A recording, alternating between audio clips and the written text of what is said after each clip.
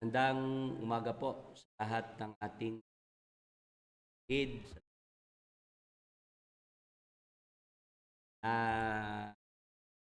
Yan po ngayon sa ating YouTube live. Ngayon po ay Linggo, March 15. At sa kalooban ng Panginoon, live po ating Bible study. Na po rito sa likod ng Baliwag sa tayo po ay humihingi ng paumanhin sa lahat po ng ating mga ka-Bible study na tayo po ay nagkaroon ng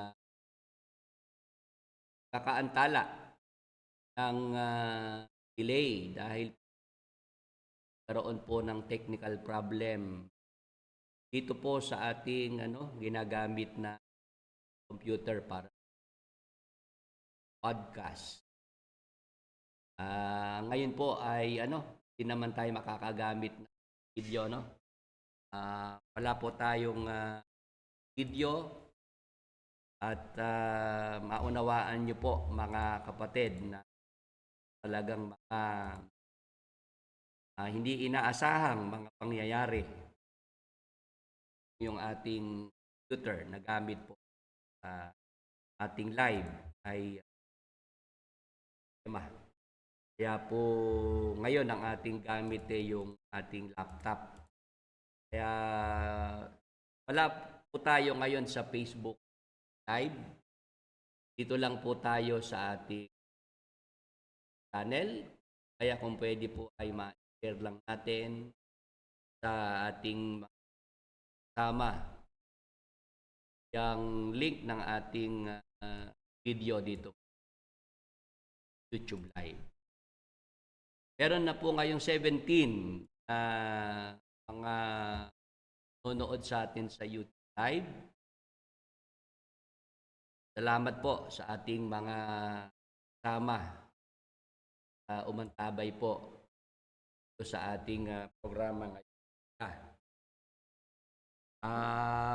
Yun po, para po sa ngayon lamang po makapag tune in sa programa. Hindi nyo po ngayon ako makikita sa video dahil ang atin pong computer na ginagamit ay pong nagkaroon ng tema.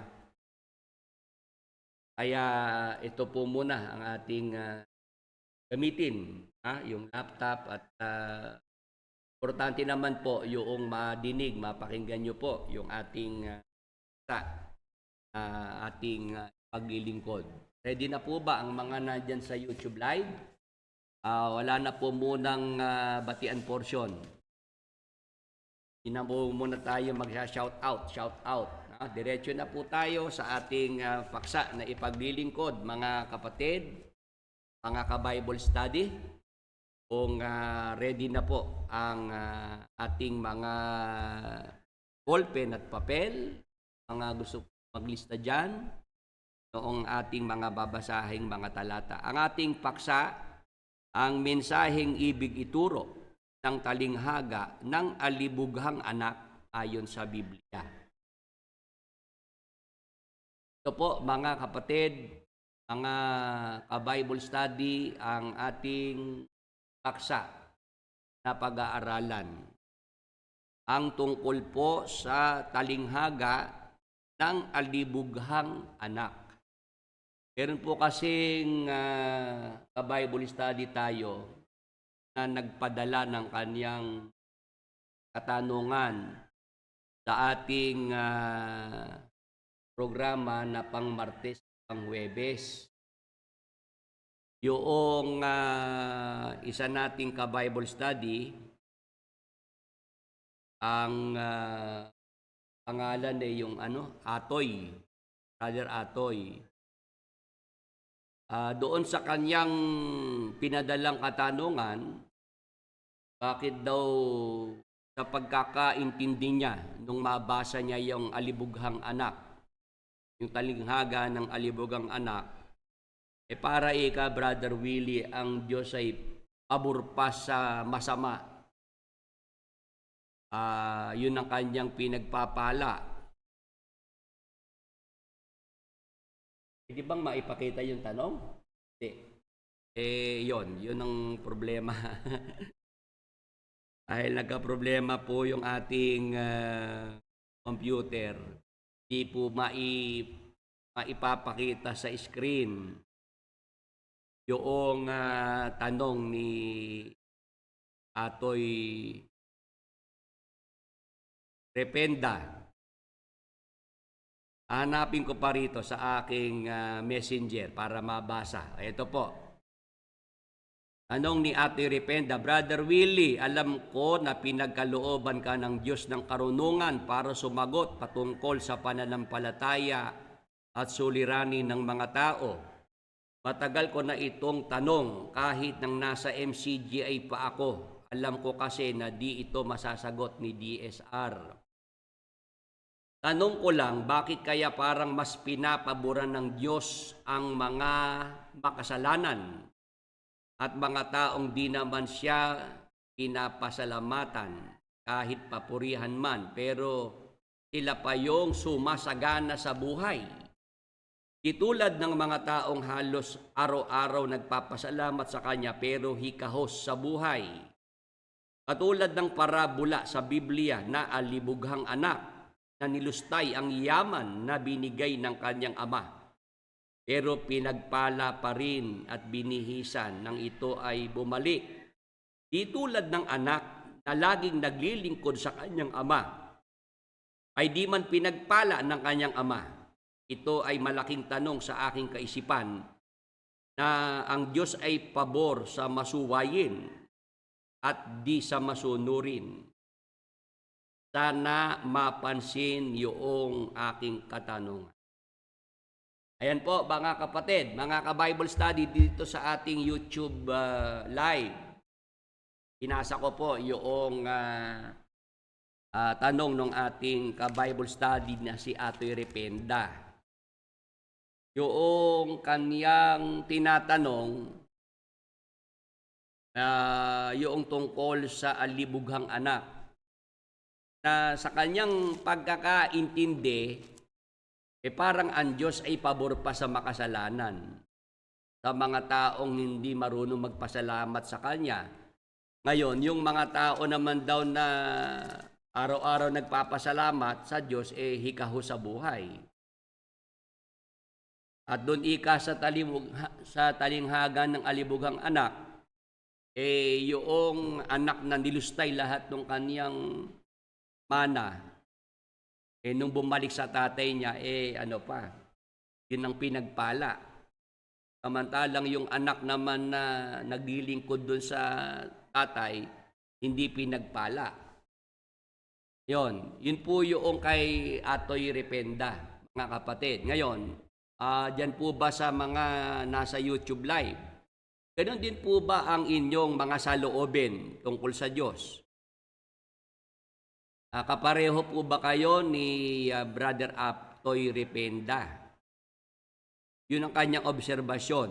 Ayan, sa aking kaisipan na ang Diyos ay pabor sa masuwayin at di sa masunurin. Pwede po bang makahingi muna sa mga nasa YouTube live? 47 ang narito sa YouTube live.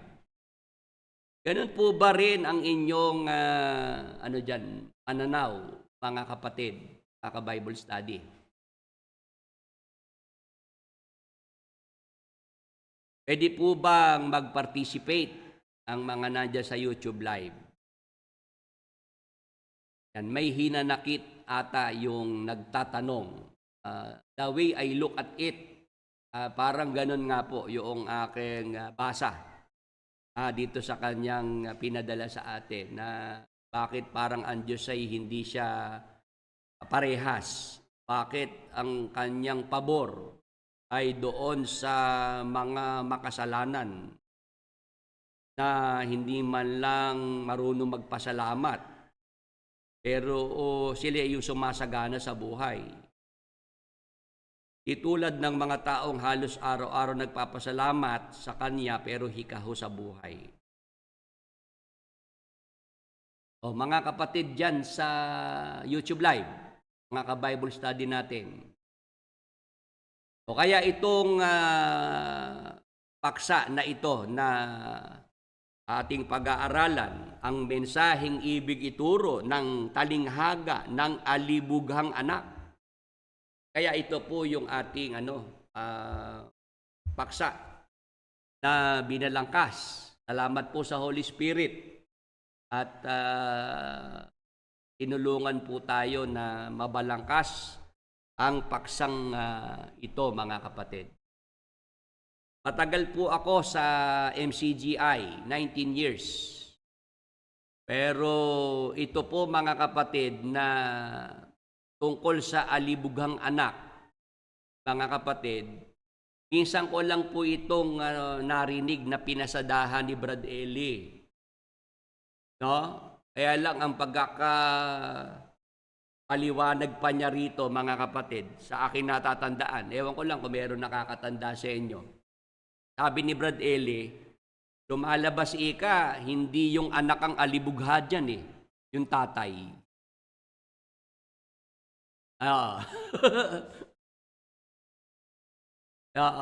Yan, sa akin natatandaan. Minsan po itong napasadahan ni Brad Eli, yung talinghagang ito, at ang kanyang naging komento, para kay Brad Eli, hindi yung anak ang alibugha. Kasi pag sinabing alibugha, mga kapatid, mga ka-Bible study, yung the prodigal son sa English, ang ibig sabihin ng salitang prodigal, wasteful. Yun po ay sa Tagalog, waldas, mapag-aksaya.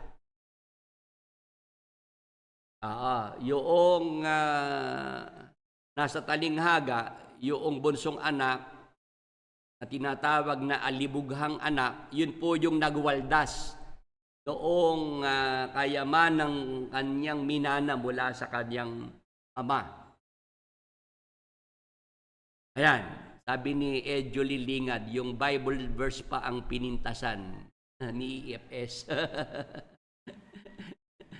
Yun yung aking natatandaan na sabi ni Brad Eli, para sa kanya, hindi yung anak ang alibugha dyan, kundi yung ama, tatay. So ngayon, dito po sa ating natanggap na tanong mula kay Atoy Rependa, na ang Diyos ang kanyang pinagpapala yung mga masuwayin at hindi yung masunurin. Gusto ko lang pong ituwid agad siya ron. Kung nandiyan si Atoy Rependa, sana mainam nandiyan siya ngayong umaga para mismong makapag-react siya dito sa ating gagawing pagsagot at pagtalakay sa kanyang katanungan. Meron kasi akong nabasa sa Isaias 1:19. Ganito ang nakasulat. Mga kapatid, mga ka-Bible study, wala pong maililitaw na verse dahil nga po yung computer natin ay nagka-problema. Laptop po ang gamit ni Brother Willie. Kaya sasabihin ko na lang po yung talata, ilista nyo na lang. No? At umaga para tayong nasa radyo ngayon, nasa radyo. Wala kayong mababasa, makikita na talata sa screen. Hindi ba pwedeng itong retratong ito yung mapalit? Yung aking lang kasi di rin. Talagang ganito po ngayon na setup natin. Pagpasensyahan nyo na po, mga kapatid, mga ka-Bible study.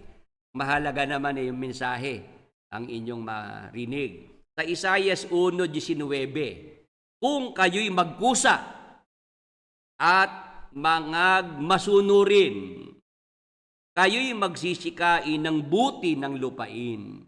Ito, Brother Atoy Rependa, yung iyong komento na para sa iyong pananaw, ang Diyos ang pinapaboran yung mga masuwayin at hindi yung masunurin.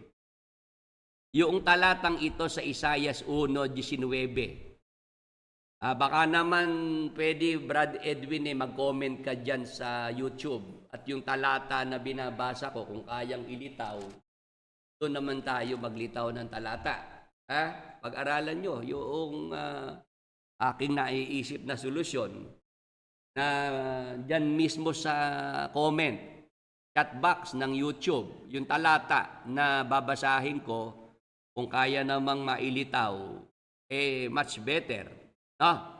Isaias 1:19, kung kayo'y magkusa at mangagmasunurin, kayo'y magsisikain ng buti ng lupain.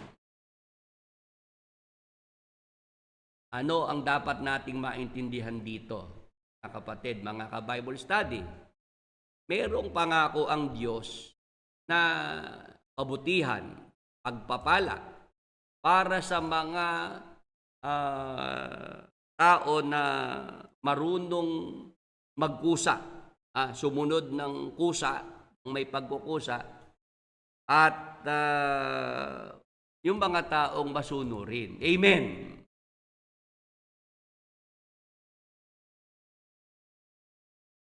Amen po ba sa mga nasa Facebook, nasa YouTube?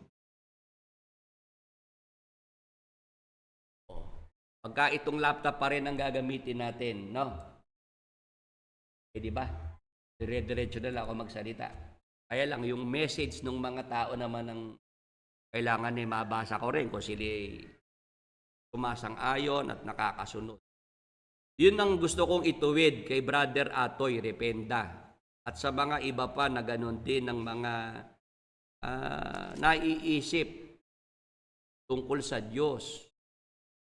Na ang Diyos ang kanyang papaboran yung mga masuwayin at hindi niya papaboran ng masunurin. Na ang Diyos ang pinapaboran yung makasalanan, yung mga taong hindi marunong magpasalamat sa Kanya. Tapos yung mga taong pumupuri sa Diyos, nagpapasalamat, naghihikaho sa buhay. Sa akin po, mga kapatid, sa aking personal na karanasan, no? Hindi naman po ganun ang nangyari sa akin, mga kapatid. Sa aking edad na ito, 52 years old, mula nung ako po ay magkaisip, noong ako po ay mag-umpisa na pong maglingkod sa Panginoong Diyos, sa edad na 16 na taong gulang. Yun pong 16 na taong gulang, yun po yung aking pagkakaugnay, pagkakasama sa grupong Ang Dating Daan noong 1990. 16 years old. Pero kung iaatras pa po natin ng taon, sa edad na 12 anyos. 12 anyos dahil yung aking tatay, yung aking ama, Bernardo Santiago, ang unang nagbasa po ng Biblia na aking napakinggan. Unang nagturo po ng Biblia sa akin ang aking tatay. Kung kaya na ni Brad Edwin maglitaw ng mga talata, yan na lang, para itong laptop dito ko na magamit sa pakikipag alastasan sa mga nasa YouTube Live. Tumabi ka na siguro sa akin dito, Brad Edwin, alam mo kung saan sa Biblia yung mga ilalagay natin sa laptop, sa comment section natin. Ang ibig ko sabihin, mga kapatid, 12 anyos ako, grade 6. Nung ako ay, ang aking tatay ay ipakilala sa akin ang tungkol sa Diyos.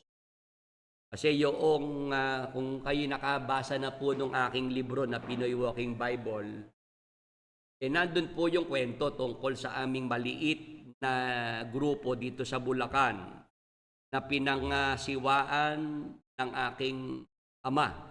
Siya po yung naging pastor sa amin noong mga panahon na yon. 1989 po siya nung pumanaw, mga kapatid. 1990 naman nung kami mapasama sa Ang Dating Daan ni Brad Eli Soriano. Yan ang ibig ko sabihin. 12 anyos pa lang po si Brother Willie. Ngayon po ay 52 years old na si Brother Willie. Ibig sabihin, 40 years. 40 years po, mga kapatid, yung aking karanasan sa buhay. Hindi ko naman naranasan na ako'y naghikahos. Na ako ay, ang aking buhay po ay napariwara, mga kapatid. Wala po akong natatandaan na may araw na hindi ako kumain. May araw na ako ay lumipas ang maghapon na hindi nakakain, mga kapatid. Yung mga nandito po sa YouTube Live ngayon, kayo po ba ay meron ba kayong naranasan na kayo po'y naghikahos, na may araw na kayo po ay walang pagkain sa mesa? Kasi si Brother Atoy, yun ang kanyang message. May mga nagpapasalamat sa Diyos, umupuri sa Diyos, sila pa yung araw-araw naghihikahos. Ako po kasi, mga kapatid, sa pananampalataya, nabasa ko sa Biblia at yung naranasan ko, yun po yung aking itinatawid sa inyo. Ang Diyos po, mayroong pangako sa mga nagkukusa at sa mga masunurin sa Kanya. Kung kayo magkusa at magbasunurin, kayo magsisikain ng buti ng lupain. At kahit po sa mga anak, yung mga anak, tinuturuan po ng salita ng Diyos na maging magalang, maging masunurin sa mga magulang. At yung mga anak na natuto ng paggalang, pagsunod, pagmamahal sa magulang, may pangako din po doon ng Panginoon. Efesos 6:1 hanggang 3, mga anak, pagsitalima kayo sa inyong mga magulang sa Panginoon sapagkat ito'y matuwid. Igalang mo ang iyong ama at ina na siyang unang utos na may pangako upang yumaon kang mabuti at ikaw ay mabuhay na malaon sa lupa. Mga kapatid, mga ka-Bible study, kung nandyan si Brother Atoy, Rependa, o ito pong sinasabi rito na pagka ang mga anak, Efesos 6:1 hanggang 3, natuto ng pagsunod, pagtalima, paggalang sa magulang, sa ama't ina. Di po ba yun nga yung mga anak na pinagpapala ng Panginoon? Amen.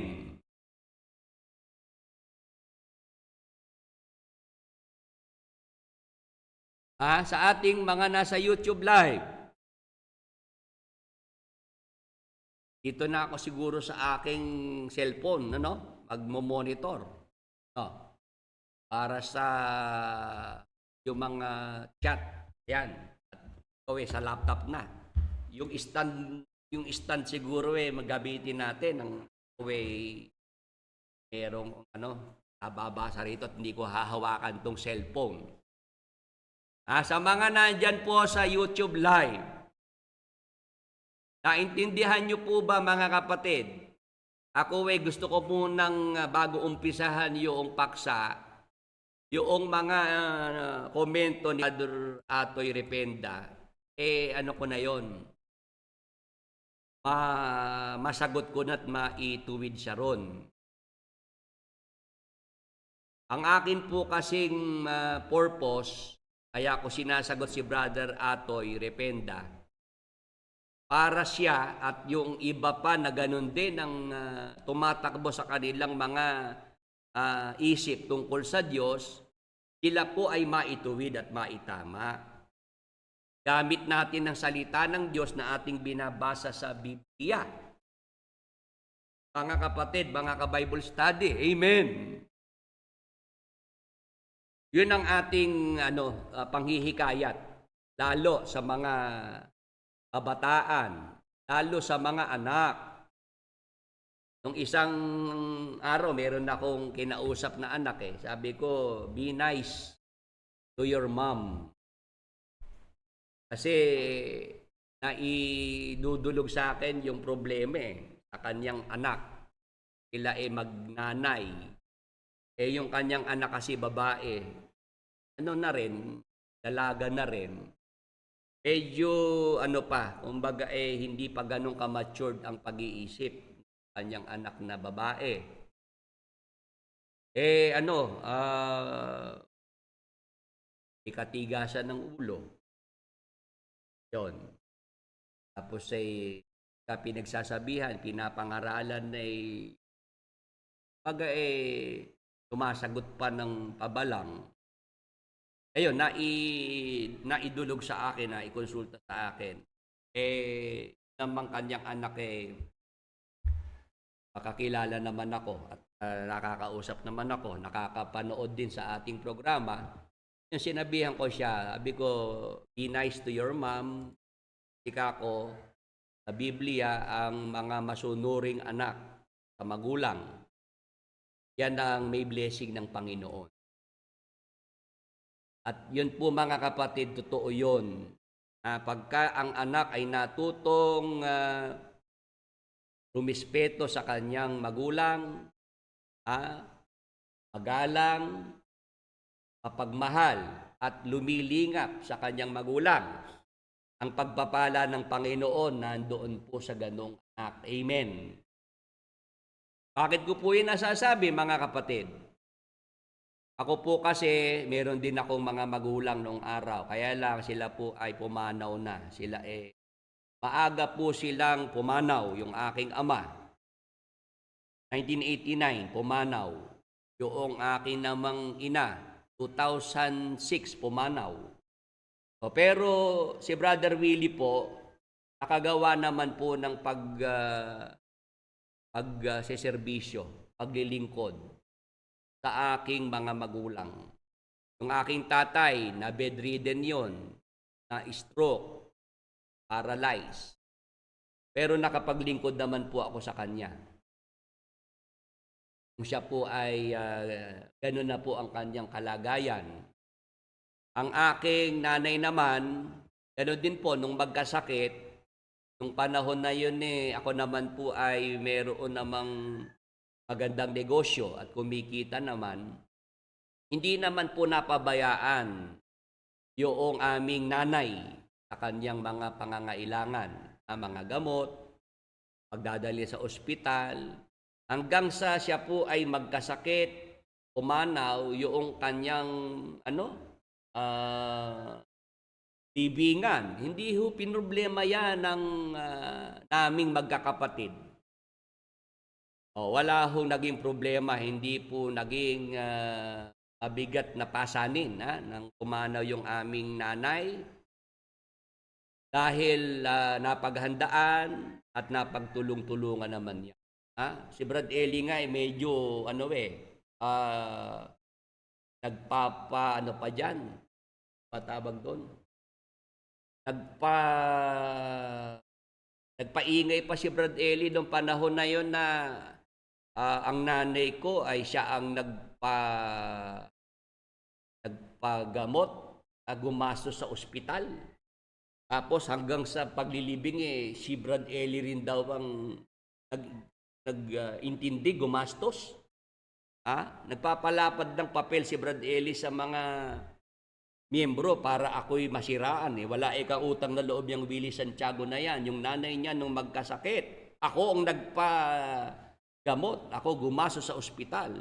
Nung mamatay, ako nagpalibing. Hindi ko totoo yun, mga kapatid. Mga ka-Bible study. Walang katotohanan dun po sa sinabi na yun ni Brad Eli. Ngayon, ang ibig ko lang sabihin, mga kapatid, mga ka-Bible study, huwag tayong magkaroon ng maling pagkakilala tungkol sa Diyos na itinuturo sa atin ng Biblia. Kay Brother Atoy Rependa at sa iba pang mga ganoon ang nagiging pag-iisip tungkol sa Diyos, nagkakamali po tayo pagka ang ating pag-iisip, ang Diyos ay pabor sa makasalanan, sa mga taong walang utang na loob, hindi marunong magpasalamat sa Kanya.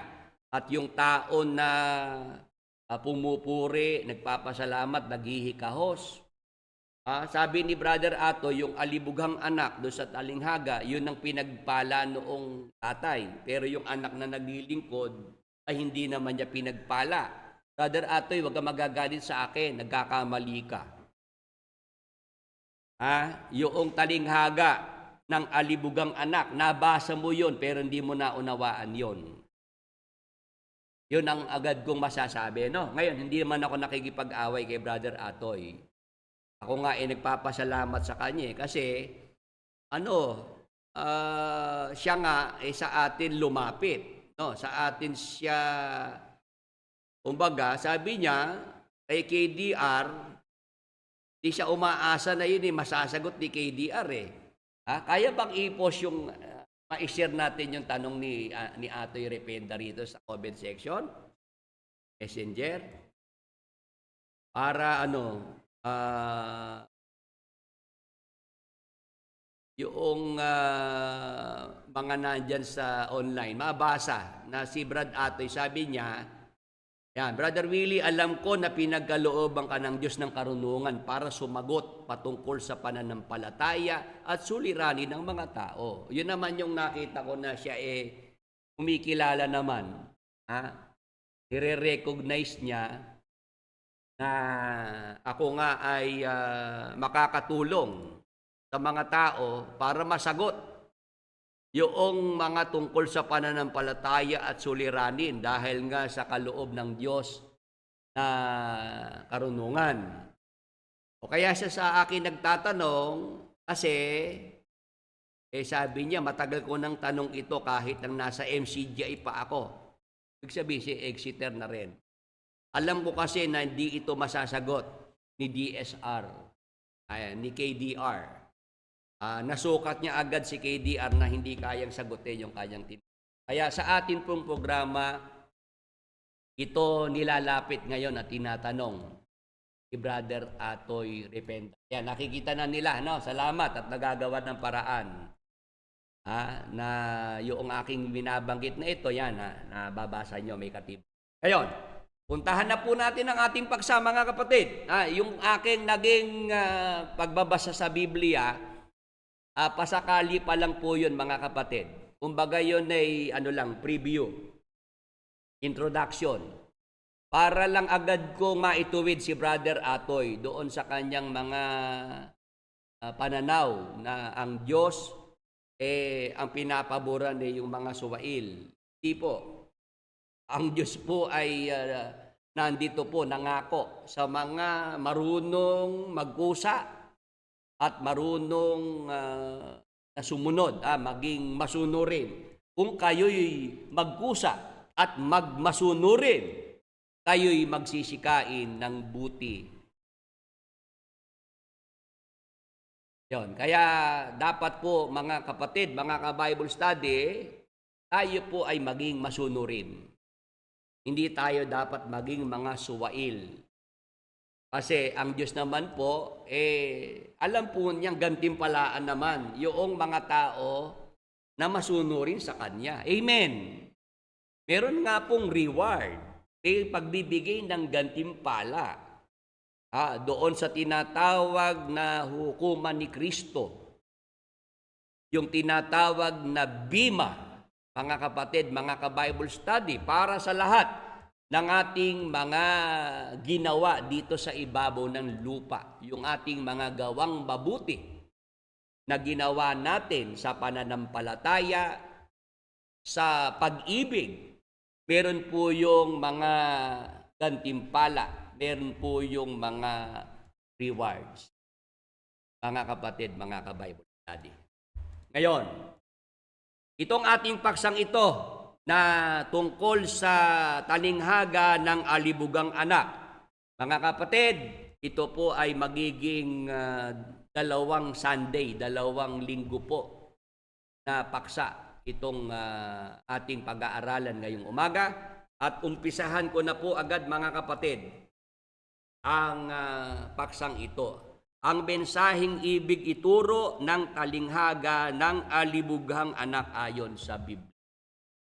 Yung salitang alibugha, yun nga po yung para maintindihan yan, madaling maintindihan, yan po yung taong waldas.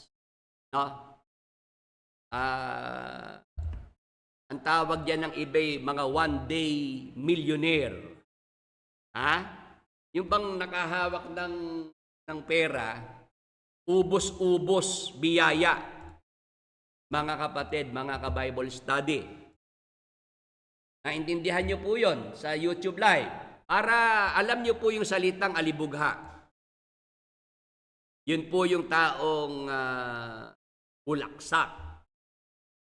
Yun po yung taong waldas. Talagang uubusin niya yung nasa kanya. Gagamitin para sa kanyang bisyo, para sa walang kabuluhan, mga kapatid. Ngayon, noong ako po'y college, first year college sa Centro Escolar University, meron kaming professor naibigay sa amin itong tungkol sa yung nasa Biblia nga po na alibughang anak, yung talinghaga. Sabi sa amin, bumuo kayo ng grupo at ito ay kumbaga parang magiging play, parang stage play. Ako po yung pinaka-leader doon sa grupo na yun Kumbaga gawa nyo ng istorya yan para yung nasa Bible mas madaling maintindihan ng mga tao. Ayon, mga kapatid, mga ka-Bible study. Kaya ito pong kwento na ito, yung talinghagang ito sa Biblia, alibughang anak, yan po noong ako ay first year college sa Centro Escolar University. Yun, sinadula po namin yan sa classroom. Tuwan-tuwa yung aming professor. Kasi, kumuha ko ng awit, ng kanta na inilapat para dyan sa talinghaga na yan. At yung naisip kong kanta, awit, yung kay Freddy Aguilar. Yung anak. Kasi mga kapatid, mga ka-Bible study, yung awit na yun ni Freddy Aguilar na talaga namang sumikat sa buong mundo, maraming lingwahe. Diyan sa awit na yan. Pagka nabasa mo yung nasa Biblia, tapos yung mga lyrics nung awit ni Freddy Aguilar, makikita mo na, may resemblance, may pagkakahawig. Ano ba yung kay Freddy Aguilar? Noong isilang ka sa mundong ito, laking tuwa ng magulang mo. Ang kamay nila ang iyong ilaw, tinginingining, tinginingining. Yan naman ganon, di ba? At ang nanay at tatay mo'y di malaman ng gagawin, pinamasdan di pagtulog mo. Sa gabi napupuyat ang iyong nanay sa pagtimpla ng gatas mo. At sa umaga na may kalong ka ng iyong amang tuwang-tuwa sa'yo. Ngayon nga ay malaki ka na, nais mo'y maging malaya, di man sila payag walang magagawa. Ikaw nga ay biglang nagbago, naging matigas ang iyong ulo, ang payo nila'y sinuway mo. Di mo man lang inisip na ang kanilang ginagawa'y para sa iyo. At ang nais mo'y masunod ang layaw mo, di mo sila pinapansin. Nagdaan pa ang mga araw at ang landas mo'y naligaw, ikaw ay nalulong sa masamang bisyo. At ang una mong nilapitan ng iyong inang lumuluha, at ang tanong, anak, ba't ka nagkaganyan? at ang iyong mga matay biglang lumuha ng di mo napapansin. Pagsisisi ang sa isip mo't nalaman mong ika'y nagkamali. Ayan, mga kapatid, mga ka-Bible study. Yung awit na yan, ginamit namin doon sa aming thing. Kasi binigay sa amin ng aming professor yung talinghaga ng alibugang anak na maisadula. Yon, ginamitan namin noong awit, Freddy Aguilar. Tuwan-tuwa yung professor na very good kami doon.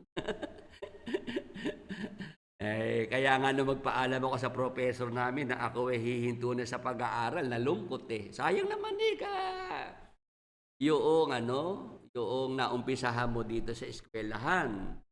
Sabi ko, sir,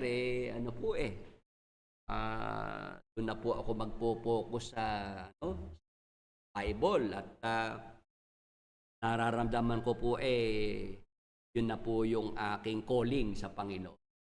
Yan po, mga kapatid, mga ka-Bible study. Para maintindihan natin yung talinghaga ng alibugang anak. Pag pinakinggan mo yung awit ni Freddy Aguilar, makaka-relate ka na doon sa awit ni Freddy Aguilar, merong anak na naligaw ng landas di ba? Merong napariwara ang buhay kasi dahil sa pagiging matigas ang ulo, pagiging mabisyo, binaliwala yung kaniyang mga magulang at siya nga ay naligaw ng landas. Pero dumating din ang panahon na yung anak na yon nakapag-isip-isip. Na-realize niya yung kanyang pagkakamali at natuto siya ng pagsisisi. Amen. Natuto siyang magbalik sa kanyang nanay. Nakaramdam siya ng pagsisisi sa kanyang mga maling nagawa sa buhay. Yun din, mga kapatid, ang narito sa Biblia na talinghaga ng alibugang anak na atin pong pag-aaralan ngayong linggong ito hanggang sa susunod. Ngayon, ang ating gustong malaman dito po sa ating paksa, ano ba ang mensaheng ibig ituro ng talinghaga ng alibugang anak ayon sa Biblia? Talinghaga po ito, mga kapatid. Pagka talinghaga, wala tayong mababasa po rito na proper noun. Proper names. Yun po ang ipinagpapauna ko pagka nagbabasa po tayo sa Biblia ng talinghaga. Ngayon, alamin natin ang paksang ito. Umpisahan na po natin sa ganitong pagtatanong. Ano ang mga nilalaman ng talinghaga ng alibughang anak? Ang talinghaga, hindi madaling maunawaan yan. Yung mga salitang ginagamit dyan, hindi madaling maintindihan. Ngayon, pag-aralan natin ang talinghaga ng alibugang anak. Ano ang mga nilalaman po nito? Mga kapatid, mga ka-Bible study, basahin natin ang Lucas 15:11. Ito po ang ating mababasa sa talata. At sinabi niya, may isang tao na may 2 anak na lalaki. Ang Panginoong Jesucristo po, mga kapatid, siya po ang nagturo ng talinghaga ng alibugang anak. Ano po yung kanyang pagtuturo dito? Sabi ng Panginoong Yesus, may isang tao na may 2 anak na lalaki. Yung tao na binabanggit dyan, yun po yung ama o tatay. Itong ama, mayroon siyang 2 anak na lalaki. Ngayon, pagpatuloy natin ang pagbabasa sa 12 hanggang 14.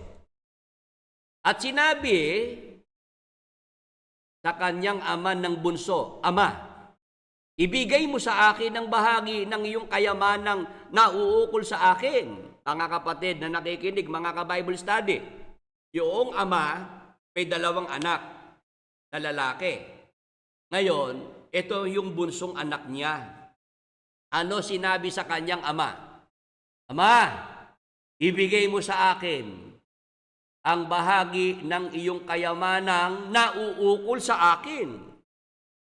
Mga kapatid, mga ka-Bible study, yung ginawa ng anak na yung kanyang tatay, yung kanyang ama, hingi na niya yung kayamanang na nakaukol para sa kanya.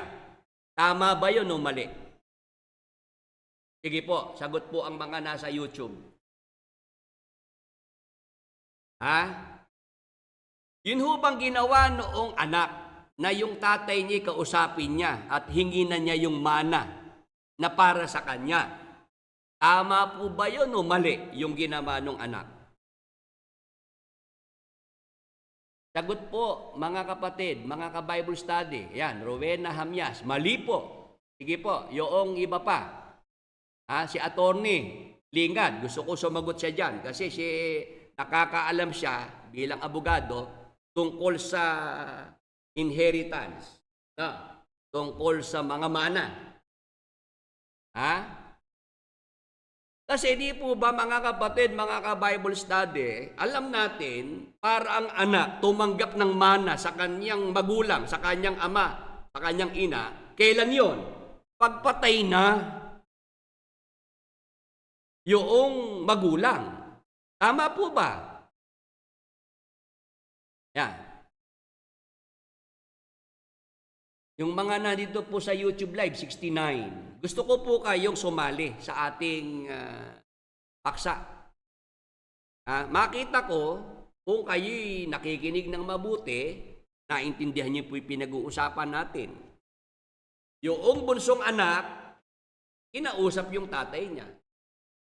Tatay, ama, yung kayamanang para sa akin, yung parti ko, ibigay mo na.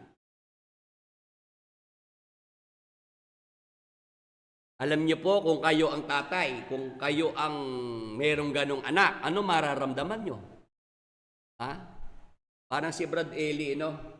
Noong may nagsabi kay Brad Eli na, Brad Eli, yamang si kapatid na Daniel po ang nailagay na po bilang pangalawa ninyo, pangalawang tagapangasiwang pangkahalatan ng iglesia. Brad Eli, maganda po sanayin nyo na ang kapatid na Daniel na mag-Bible exposition.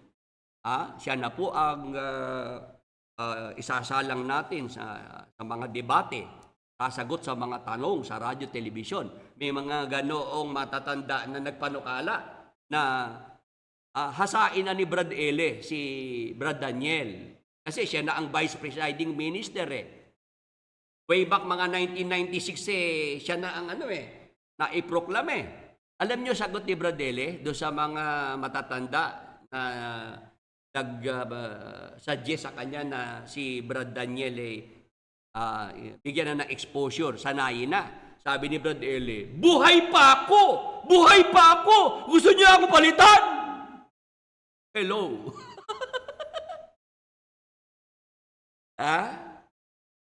Yung mga matatanda, ang layunin si Brad Eli, siya na po ang pangalawa. Bagamat yung pagkakalagay kay D.R.A. Minani obra ni Brad Eli yun Minani obra, may kamay si Brad Eli, kaya yun ang naging pangalawa Ito na yung mga matatanda sa iglesia, nagpayo kay Brad Eli na sanayin na, hasain na si KDR.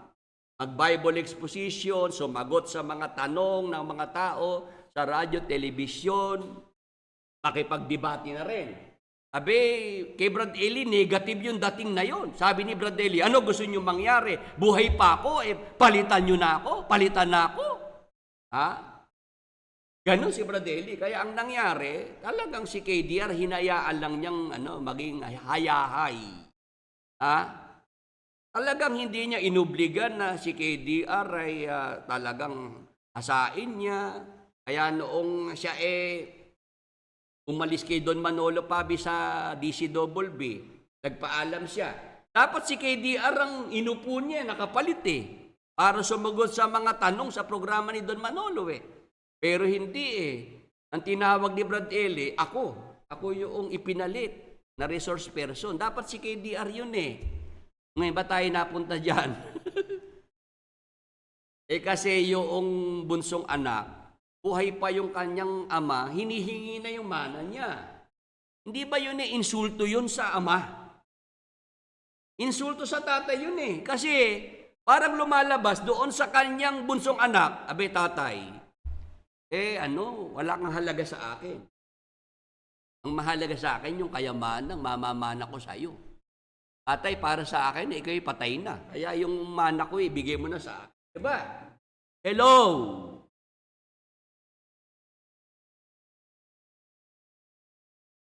Diyan po sa ating mga ka-Bible study ngayon, 71. Do you get my point?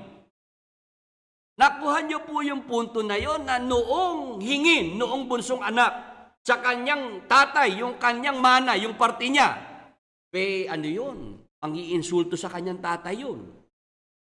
Bakit? Buhay pa yung tatay, hinihingi mo na yung mana mo. Kasi, ang makatwiran, ang anak tatanggap ng mana pagka wala na yung kanyang magulang. Amen! May lumalabas dito sa bunsong anak, walang halaga sa kanya yung tatay niya. Hindi mahalaga sa kanya ang tatay niya. Ang mahalaga sa kanya, yung kayamanan ng tatay niya. O ngayon, ano nangyari? Balikan natin yung talata. At sinabi sa kanyang ama ng bunso, Ama, ibigay mo sa akin ang bahagi ng iyong kayamanang nauukol sa akin. At binahagi niya sa kanila ang kanyang pagkabuhay. Mga kapatid na nakikinig, si Brother Atoy Rependa kung nakikinig. Ito yung bunsong anak, hinihingi yung kanyang mana sa kanyang tatay. Ano ginawa ng tatay? Sabi, ibinahagi niya sa kanila ang kanyang pagkabuhay. Ano ibig sabihin, mga kapatid? Ang ginawa ng tatay, yung parte noong bunsong anak, ibinigay. Yung parte nung panganay na anak, ibinigay rin. Amen!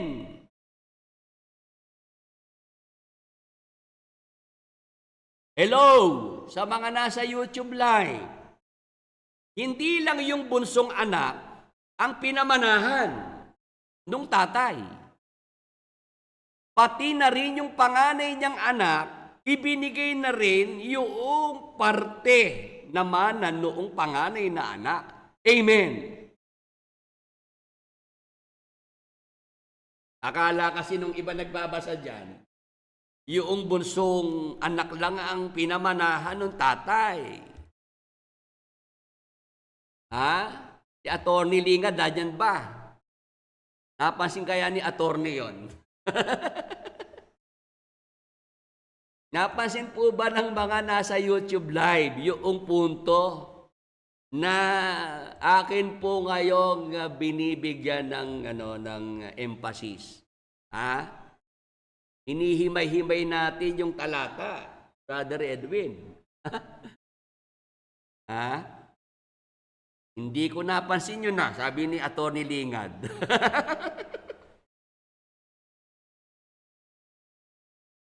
Ayan. Yung ibang nagbabasa po, baka kasama na rin si Brother Atoy, Hindi niya napansin, kasi sabi ni Brother Atoy, ang pinaburan noong tatay, yung bunsong anak. At hindi pinaburan yung panganay. Hindi ho. Noong humingi yung bunsong anak, hiningi yung kanyang parte ng mana niya. Abe ang tatay, pati yung sa panganay, ibinigay na rin. Kasi ang ginamit po, binahagi niya sa kanila. Kanila ang ginamit kanila. Hindi naman binahagi niya sa kanya. Amen. Amen po ba sa mga nandyan sa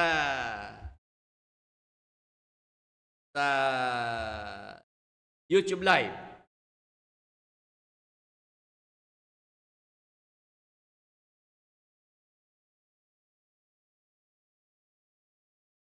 Maliwanag po ba sa mga nasa YouTube Live?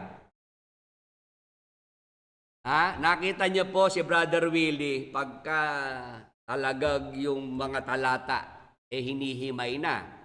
Yung mga hindi napansin ng iba, no? Mapapansin po natin.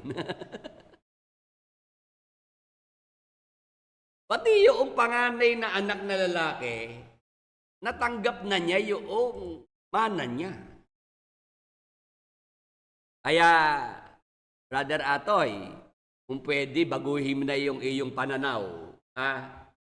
Nung basahin mo yung alibugang anak, yung talinghaga, parang ang nakita mo yung bunsong anak lang ang napaboran. Hindi, pati yung panganay na anak niya, napaboran din. At alam niyo po mga kapatid, ganito, sa Biblia po, pagkatatanggap ng mana ang panganay na anak, mas malaki yun sa Biblia. Yun ang batas. 21:17 ng Deuteronomio. Ito po mga kapatid, mga ka-Bible study. Noong hatiin na noong ama yung kanyang kayamanan para sa kanyang dalawang anak na lalaki. Yung panganay na anak na lalaki, mas malaki ang nakuha niyang parte. Basahin natin. Kundi, kanyang kikilalaning panganay ang anak ng kinapupuotan sa pamamagitan ng pagbibigay sa kanya ng 2 bahagi sa buong kanyang tinatangkilik, sapagkat siya ang pasimula ng kanyang lakas. Ang karapatan nga ng pagkapanganay ay kanya. Mga kapatid, mga ka-Bible study, nakita niyo po sa Israel ang batas kung sino ang panganay na anak. Yun ang tatanggap ng 2 bahagi noong kayamanang tinatangkilik noong tatay. Amen. Amen. Sa mga nadyan po sa YouTube Live, Tornilingad, napasin mo ba yun? Naintindihan po ba natin? Paano sasabihin na yung ama yan sa talinghaga ng alibugang anak, nagbigay ng pabor dun lang sa anak na bunso. At doon sa panganay na anak ay hindi naman siya nagbigay ng pabor. Yan pa lang makikita na natin na nagkamali, no? Nagkamali ng pagkakaintindi. Yung nagtatanong sa atin si Brother Atoy, Rependa, kasi parehong anak yan Parehong may karapatan yan, di ba? Kaya nung nagpamana na yung tatay doon sa bunsong anak, kasi hiningi yung kanyang parte ng mana niya, pati yung sa panganay, ibinigay na rin. Ngayon, yung sa panganay, mas malaki pa ang natanggap. Nagkakaintindihan po sa ating mga ka-Bible study, sa mga kapatid natin dito sa ating YouTube Live. Mag-amen naman, mag-amen po yung mga naintindihan yan. Yan. Kaya tayo unti-unti nating binabasa yung mga nakasulat doon sa talinghaga para maintindihan nating mabuti. O ngayon, ipagpatuloy natin ang pagbabasa, mga kapatid. 15:11. At itutuloy-tuloy po natin, mga kapatid, yung talinghaga tungkol sa alibugang anak. Ito. At sinabi niya, may isang tao na may 2 anak na lalaki. At sinabi sa kanyang ama ng bunso, Ama, ibigay mo sa akin ng bahagi ng iyong kayamanang nauukol sa akin. At binahagi niya sa kanila ang kanyang pagkabuhay. Tuloy.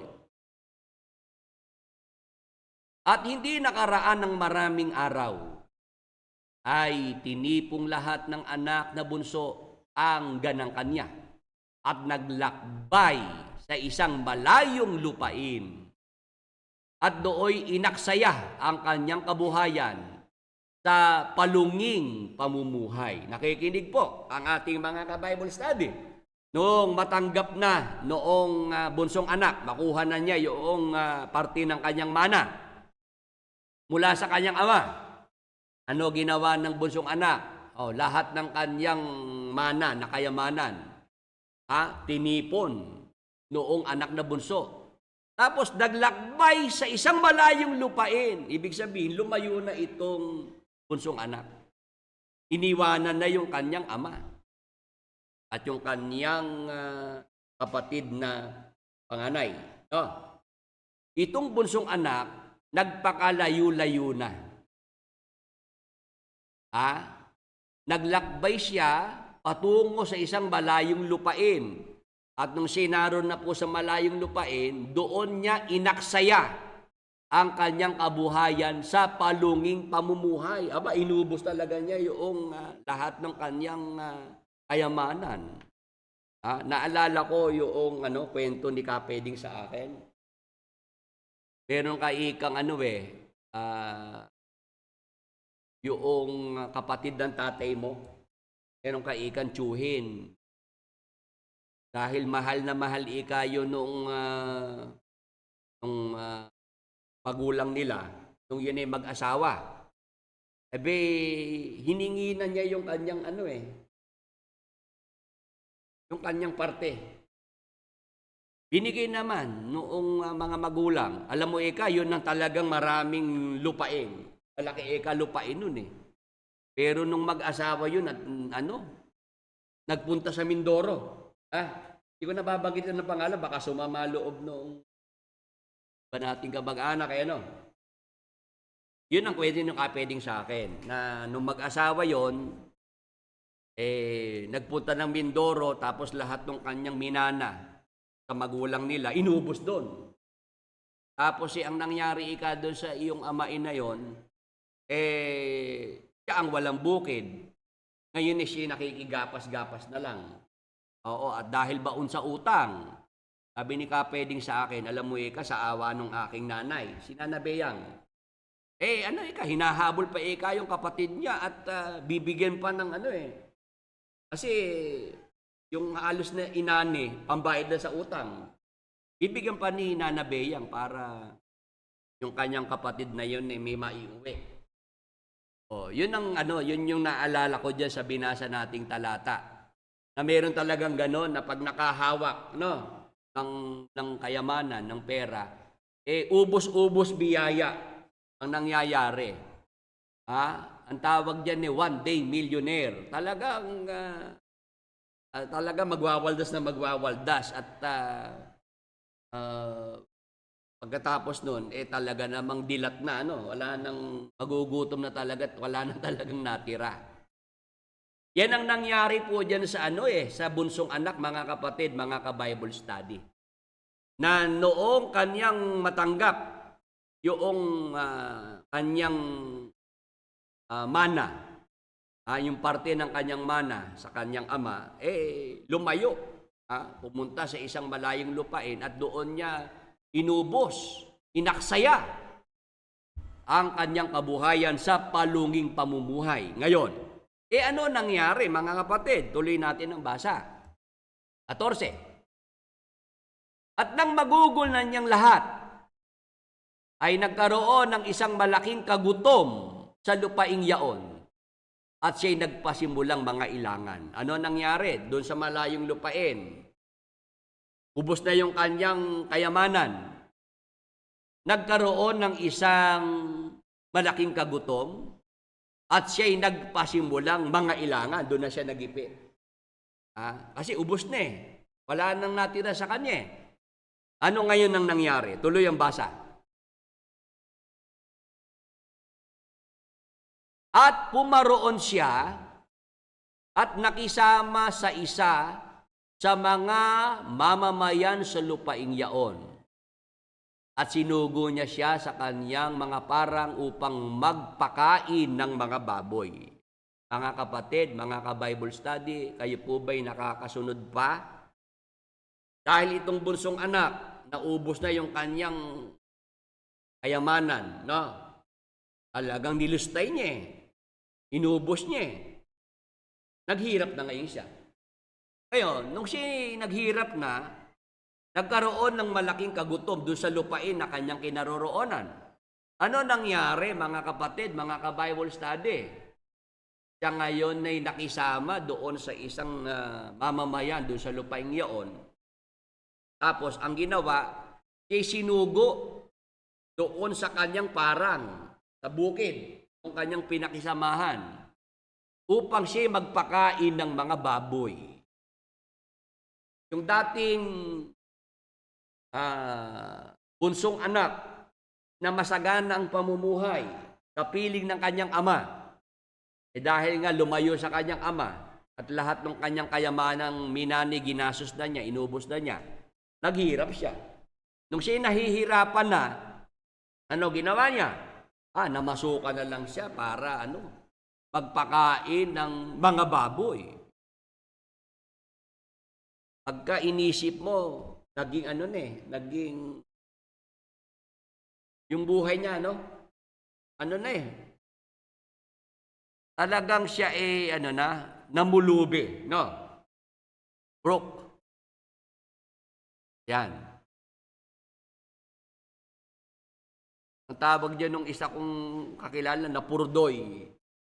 Na purdoy purdoy.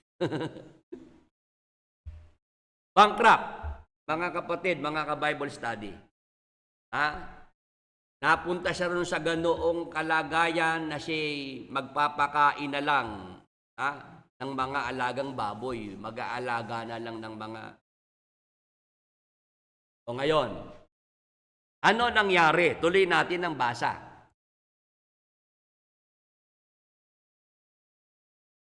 At ibig sana niyang mabusog ang kanyang tiyan ng mga ipa na kinakain ng mga baboy at walang taong magbigay sa kanya. Mga kapatid, iba, kaawa-awa yung nangyari dito sa bunsong anak. Kasi nag-aalaga na lang ng mga baboy, nagpapakain na lang ng mga baboy. Tapos dahil siya nagugutom, pati yung mga pinapakain niya sa baboy, kinakain na rin niya. Hello?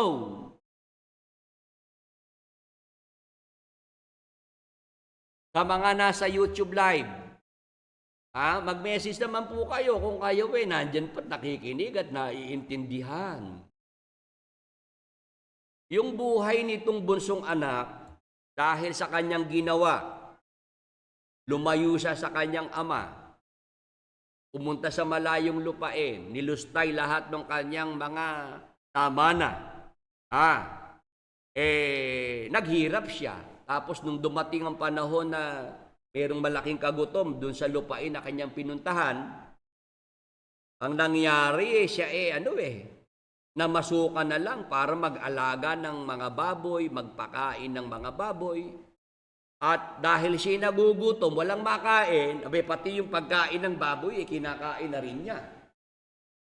Di ba yun makikita natin na talagang yung buhay nitong bunsong anak, napariwara talaga, mga kapatid. O ngayon, ano ngayon ang nangyari dahil ito na nararanasang kahirapan noong bunsong anak na lalaki? Tuloy natin ang basa, mga kapatid. Tatapwat, nang siya'y makapag-isip, ay sinabi niya, ilang mga alilang upahan ng aking ama ang may sapat at lumalabis na pagkain. At ako rito'y namamatay ng gutom. Ayan, mga kapatid, mga ka-Bible study, dahil yung bunsong anak nahihirapan na sa buhay. Wala nang makain. Pati pagkain ng baboy, talagang siya nakikihati na rin doon sa kinakain ng kanyang mga alagang baboy. Naisipan ngayon noong bunsong anak, sabi niya sa sarili niya, ilang mga alilang upahan ng aking ama. Naalala niya yung mga alila doon sa bahay noong kanyang ama. Ilang mga alilang upahan ng aking ama ang may sapat at lumalabis na pagkain. at ako rito'y namamatay ng gutom. Naikumpara niya yung sarili niya ngayon. Mabuti pa yung mga alila nung aking ama. Ha? May sapat at lumalabis na pagkain. Ako naman narito, namamatay na ng gutom. Ngayon, ano ang nangyari mga kapatid? Tuloy natin ang basa. Magtitindig ako at paroroon sa aking ama. Ayan, ito na naisip gawin noong bunsong anak dahil sa kahirapan na kanyang dinanas. Naisipan na niyang siya pumaroon na sa kanyang ama. Magtitindig ako at paroroon sa aking ama at aking sasabihin sa kanya, Ama, nagkasala ako laban sa langit at sa iyong paningin. Ito na yung inihahanda ng anak. Kumbaga naghahanda na ng sasabihin. Kumbaga sa speech, prepared. Sabi niya, naisip niya, mabuti pa sa bahay ng aking ama, yung mga alila namin dun kumakain ng sapat. Sumusobra pa yung pagkain. Ako rito mamamatay na ako ng gutom dito. Ito naisip niya, siya paparoon na sa kanyang ama, babalik na siya sa kanyang ama. Ngayon, pag nakaharap na niya yung kanyang ama, sasabihin niya, Ama, nagkasala ako laban sa langit at sa iyong paningin. Ibig sabihin, dito sa tiyempong ito, mga kapatid, mga ka-Bible study, napag-isip-isip noong anak na mali nga yung kanyang ginawa. Pagsisisi at sa isip mo, nalaman mo, kay nagkamali. Di ba yun yung inabit doon yung kay Freddy Aguilar? Pagsisisi ang sa isip mo, nalaman mo, ay nagkamali. Yon. Dahil nag-isip itong anak, yon, doon siya nakaramdam ng pagsisisi. Naunawaan niya, mali yung kanyang ginawa tungkol sa kanyang ama. Buhay pa yung kanyang ama, hiningi na niya yung kanyang mana. Talagang pinapakita yung kanyang pagiging lapastangan. Na para sa kanya, yung kanyang amay wala na, patay na. Ang mahalaga sa kanya yung kayamanan. O ngayon, ano nangyari mga kapatid, mga ka-Bible study, dyan sa pinlano noong anak na bunso na siya babalik na sa kanyang ama? Hihingi siya ng tawad. Sabi niya, tuloy natin ang basa. Hindi na ako karapat-dapat na tawaging anak mo. Gawin mo akong tulad sa isa sa iyong mga alilang upahan. Ito mga kapatid, mga ka-Bible study. Ito yung inihahandang speech noong anak na bunso. Pag nakaharap na yung kanyang ama, hihingi siya ng tawad sa kanyang mga kasalanan nagawa. Tapos, ang ipapakiusap na lang niya sa kanyang ama, hindi na ako karapat-dapat na tawaging anak mo. Gawin mo na lang akong tulad sa isa sa iyong mga alilang upahan. Ibig sabihin, handa yung anak na hindi na siya tanggapin ng kanyang ama bilang anak. Handa siyang tanggapin kahit alila na lang. Amen. Sa mga nadya sa YouTube Live, nakita niyo po, itong bunsong anak, natuto ng magpakumbaba sa kanyang ama. Nung umpisa, wala yung pagpapakumbaba sa bunsong anak, di ba? Kasi talagang siya demanding, ibigay yung mana niya, di ba? Wala siyang pagpapahalaga sa kanyang ama. Pero noong dumanas na po siya ng hirap sa buhay, nakita niya na kailangan pa rin pala niya yung kanyang ama. Naisip niyang bumalik. Dahil siya'y nakaramdam ng pagsisisi. Ngayon, sa kanyang gagawing pakikipag-usap sa kanyang ama, handa siyang kahit hindi na siya tanggapin noong ama bilang anak, payag siya kahit siya ituring na lang bilang isang alipin. Ngayon, ano nangyari mga kapatid? Tuloy natin ang pagbabasa dito sa talinghaga.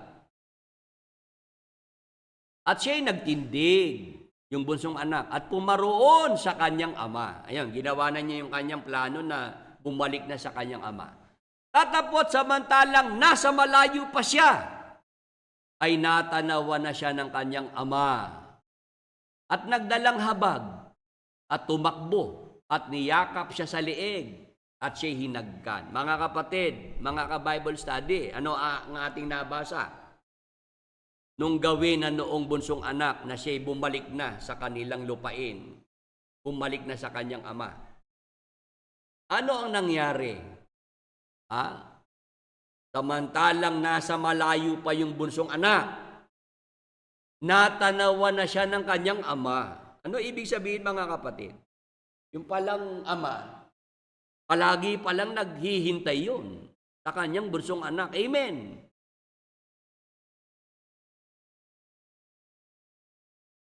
Yung mga nadya sa YouTube Live, 79. Ano ang dapat nating mapansin dito? Noong yung anak, pabalik na sa kanyang ama, mula sa malayo, natanaw na agad nung ama. Ibig sabihin ng ama, lagi siyang naghihintay sa pagbabalik ng kanyang bunsong anak. Amen. Talagang nakaabang, talagang naghihintay yung ama na magbalik ang kanyang bunsong anak. At tapos samantalang nasa malayo pa siya, ay natanawa na siya ng kanyang ama. At nagdalang habag, at tumakbo, at niyakap siya sa liig, at siya'y hinagkan. Hindi na hinintay noong ama na yung bunsong anak niya makalapit sa kanya. Yung tatay mismo, yung ama, ang tumakbo. Para makalapit sa kanyang bunsong anak. Ano ginawa noong ama? Niyakap siya sa liig at siya'y hinagkan. Nakikinig po ang mga nasa Facebook. Nasa YouTube. Wala pala tayo sa Facebook. Nakikinig po yung 18 na nasa YouTube. Isipin niyo po yung senaryo, mga kapatid, yung pangyayari. Yung anak natanaw. Yung anak, papunta na sa kanyang ama, nasa malayo pa. Yung ama, natanaw na yung kanyang anak na bunso. Ginawa nung ama, hindi na nakapaghintay sa bunso niyang anak. Siya na mismo ang tumakbo para yung kanyang anak na bunso ay kanyang yakapin at halikan.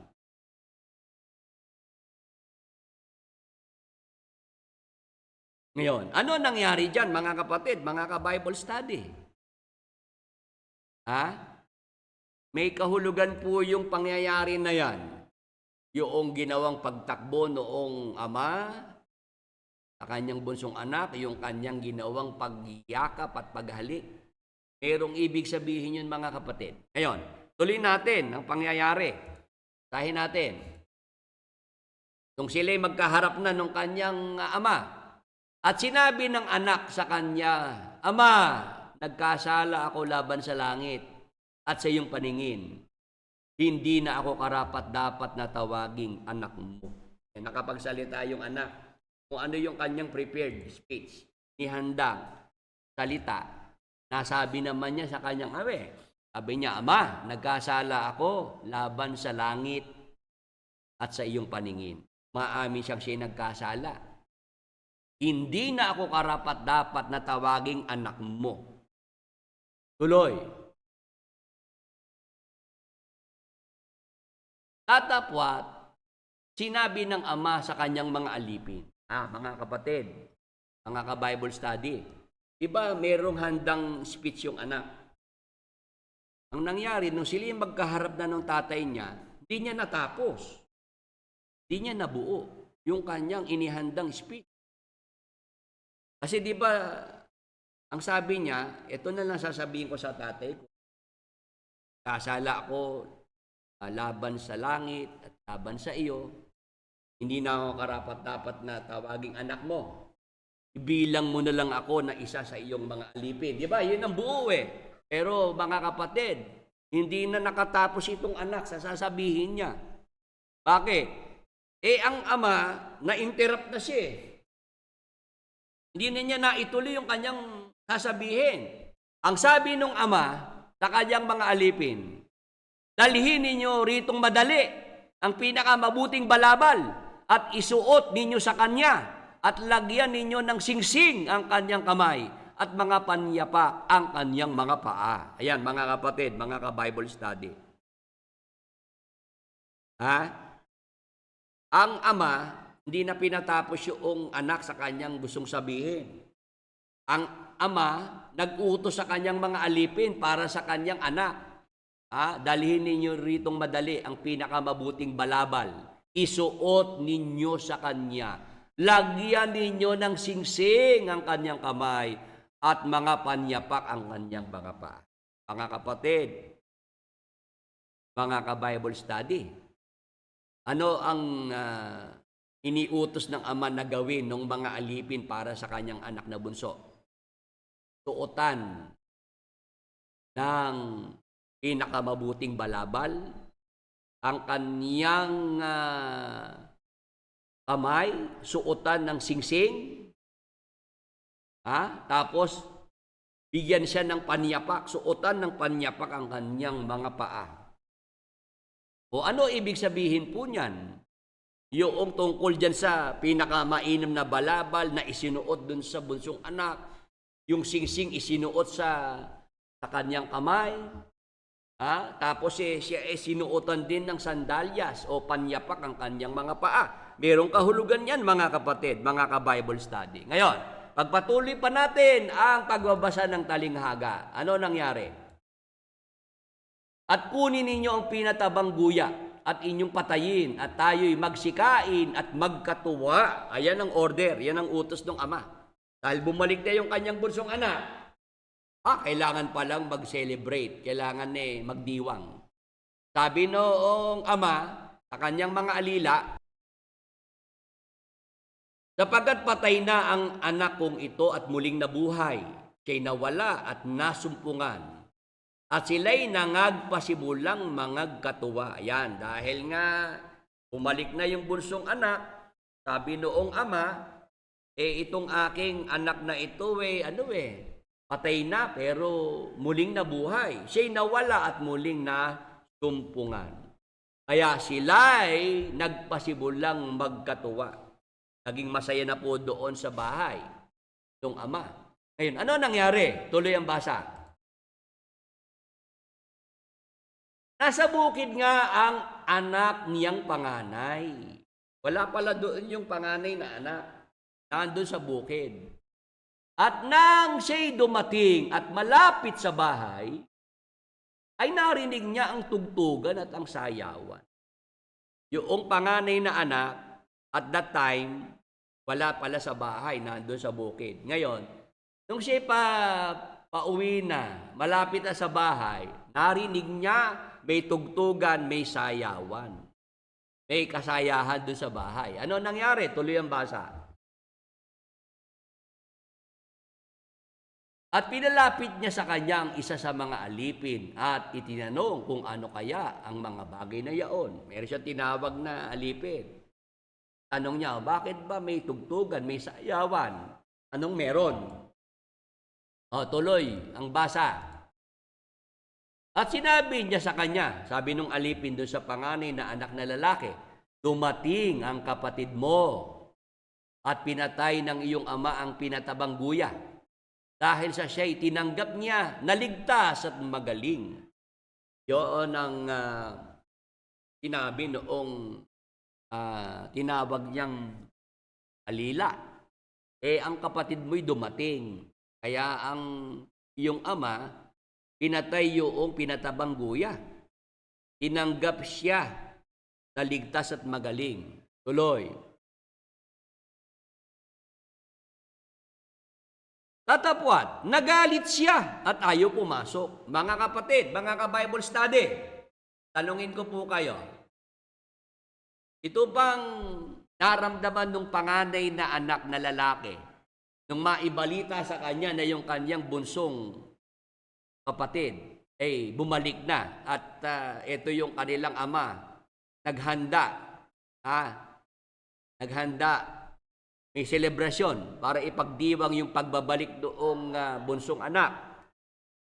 Itong naramdaman doong panganay na anak na siya'y nagalit at ayaw niyang pumasok doon sa bahay, doon sa handaan. Tama ba yung naging reaksyon nitong panganay na anak? Sige po mga kapatid, naghihintay po ako ng inyong sagot.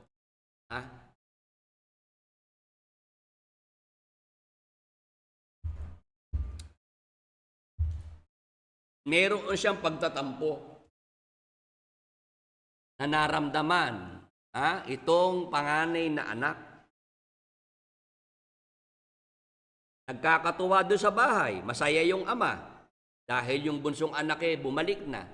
Yung panganay na anak nung malaman niya na kaya pala may selebrasyon sa bahay, may handaan, may kasayahan kasi yung kanyang kapatid na bunso bumalik na. Ang naramdaman noong panganay na anak, nagagalit siya. Ayaw niya ngayong pumasok doon sa bahay. Ano sagot ng mga nasa YouTube? Mali po na magtampo sa ama.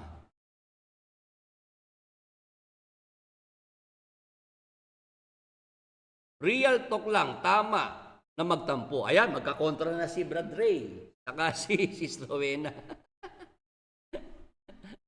Ayan. Nagselos po, ayan. Sa halip na matuwa ay nagalit. Rosalie Bagadyong.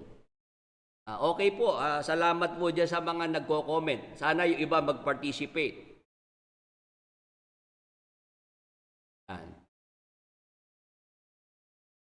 Hindi po kasi nagkaroon naman siya. Hindi po, kasi po nagkaroon naman siya.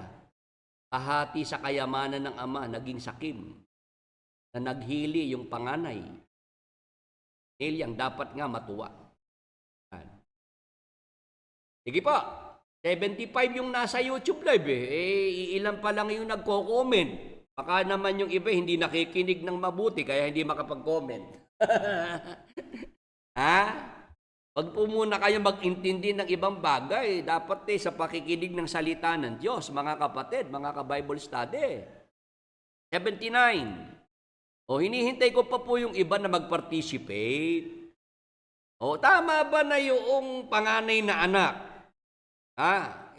Ang naramdaman niya siya nagalit. Tapos may pagtatampo pa na ayaw niyang pumasok doon sa bahay at ron sa kasiyahan, Kumbaga, ayaw niya roon sa nangyayaring may selebrasyon, Pinakikita niya siya nagpo-protesta sa kanyang ama, Oo. Sa natural na reaksyon, natural na magalit siya. Ayan. Sige yung mga nagko-comment dyan, nakaramdam ng tampo. Sige basta po handa lang kayong maituwid, pagka po kailangan na kayong ituwid dyan sa inyong mga ini-express. Na mga saloobin. Itutuwid tayo ng salita ng Diyos, Dapat ihanda tayo na magpatuwid. Mali po na magalit. Ayan. Sige po, bilis-bilisan niyo po yung pagko-comment nang ako'y magtuloy-tuloy na rito sa ating binabasa. Hindi pa ho tapos itong talinghaga Sige, tutuloy ko na yung basa, habang iniintay ko yung comment nila. Yung anak na panganay ayaw na pumasok. Ngayon, ano nangyari? Tuloy natin. Tatapwat, nagalit siya yung panganay na anak at ayaw pumasok. At lumabas ang kanyang ama. At siya'y namanhik sa kanya dahil nalaman nung ama na yung anak na panganay ayaw pumasok sa bahay. Ang ama lumabas. At yung ama namanhik sa panganay niyang anak na lalaki. Pinakiusapan pa noong ama yung kanyang panganay na anak para pumasok sa loob ng bahay. Tuloy ang basa. Tatapot siya sumagot at sinabi sa kanyang ama, narito, maraming taon nang kita'y pinaglilingkuran at kailanmay hindi ako sumuway sa iyong utos.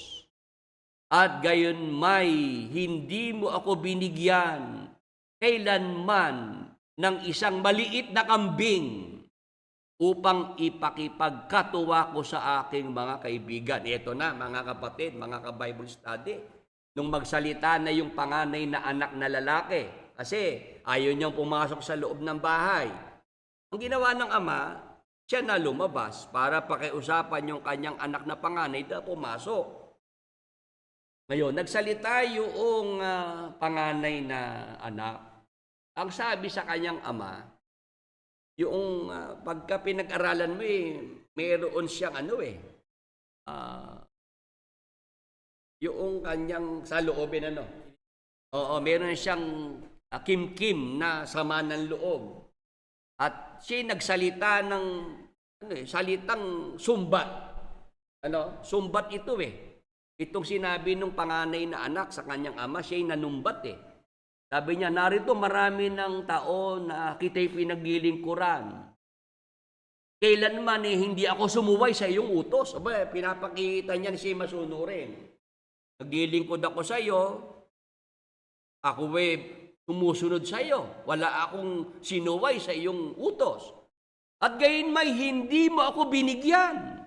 Kailanman ng isang maliit na kambing upang ipakipagkatuwa ko sa aking mga kaibigan. Ang kanyang sinasabi sa kanyang ama, ba't ganyan naman tatay? Tagal kitang pinaglilingkuran, sumusunod ako sa iyo. Pero kahit isang maliit na kambing hindi mo ko binigyan. Para kami ng mga kaibigan ko magkatuwa. Nakikinig po ang mga nasa YouTube. Gaslighting ang ginagawa. Yan ba ang termino? Gaslighting. Ginaslight noong panganay na anak yung kanyang ama. O ano ang masasabi ng mga nandyan sa YouTube? Natural din po na magalit bilang tao po, pero mali po ang ganung pag-uugali. Dapat po matuwa at bumalik ang kanyang kapatid. Ayan. Hindi na dapat nagalit ang panganay na anak dahil sa mas malaki ang mana. At pati lahat ng tinatangkilik ng ama ay nasa kanya rin. Yun ang malaking biyaya na di niya nakita. Bakit ba may heart ito? Hindi ko mabasa tuloy ng... Hindi ko mabasa. Pasensya na. Ito. Kalakay dudes. Yan. Hindi na dapat nagalit ang panganay na anak dahil sa mas malaki ang mana at pati lahat ng tinatangkilik ng ama ay nasa kanya na rin. Yun ang malaking biyaya na di niya nakita dahil sa paninibugho. Yan. Yung selos, paninibugho. Ayan po, mga kapatid, mga ka-Bible study. Hinihimay-himay natin yung mga talata na binabasa sa Alibugang Anak. I hope nakakatulong itong ginagawa ni Brad Willie na himayin yung mga talata at mapansin yung mga hindi napansin ng iba. Amen. Kasi kung tutuusin, mula nung hatiin na yung kayamanan, napunta sa panganay yung dalawang bahagi Diba? Siya na naging administrador no? Noong kayamanan, noong pamilya, di ba? Ano pa yung kanyang ikinasasama ng loob? Kung tutuusin, di ba, Bakit maliit na kambing pinagtatampupan niya? Noong nga magpamanay yung tatay, lamang ngasi, di ba? Ha? Yan po, Brad Willie, ang tunay na paghihimay-himay ng salita ng Diyos at tunay na gumuguhit. Salamat sa Diyos. Praise the Lord. Hallelujah. O ngayon, dahil ito yung sinasabi noong panganay na anak sa kanyang ama, paano naman siya sinagot ng kanyang ama? Tuloy ang basa, mga kapatid, mga ka-Bible study. Yan. Ito pa yung sinabi ng panganay na anak. Tatapat ang dumating itong anak mong umubos ng iyong pagkabuhay sa mga patutot, ay ipinagpatay mo siya ng pinatabang guya. Ba? Ito pa yung dinagdag na salita noong panganay na anak sa kanyang ama. Dumating itong anak mo. Ha? Ba, wala na siya sinabing aking kapatid. No. Ang sabi, nang dumating itong anak mo na umubos ng iyong pagkabuhay sa mga patutot, ay ipinagpatay mo siya ng pinatabang guya. Merong something pala dito sa kalooban ng panganay na anak. Kasi yung bumalik, kapatid niya yun di ba? Pero noong magsalita siya sa ama niya, sabi niya, dumating itong anak mo. Ba, hindi pala niya kinikilala ng kapatid yun. Yung panganay na anak. Nawala na yung pagiging kapatid niya doon sa bunso. No? Ang sabi niya sa kanyang ama, tatapat ang dumating itong anak mo na umubos ng iyong pagkabuhay sa mga patutot, ay ipinagpatay mo siya ng pinatabang guya. Nandun na yung kahit nga maliit na kambing, di mo ko binigyan Tapos itong anak mo na ito, na inubos ang kayamanan, pinagpatay mo pa ng pinatabang guya. Ngayon, ano ang nangyari? Sagot noong tatay, noong ama.